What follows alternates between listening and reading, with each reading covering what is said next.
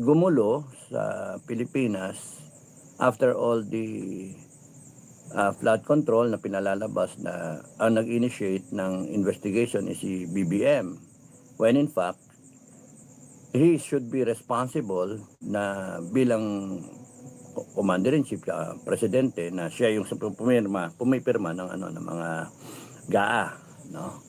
And sabi naman ni Ko, damaging. Napakinggan niyo ba yung ni Ko? Involved siya sa insertion, siya ng kumukota siya, parang umaayuda siya ng 2 billion every month yung quota, na tapos total of 50 plus billion. Bukod pa yun doon sa 100 billion na insertion, of which sinasabi siya yung nag-insertion mismo. And then lumabas din yung kay First Lady na involvement naman sa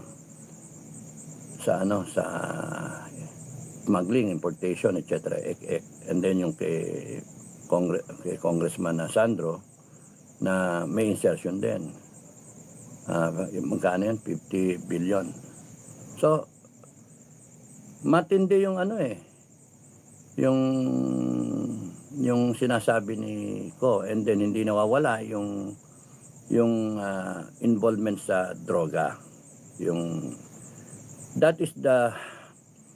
For me, that is the more glaring na problem, because you cannot have a president na may problema, may issue sa being addicted sa drugs.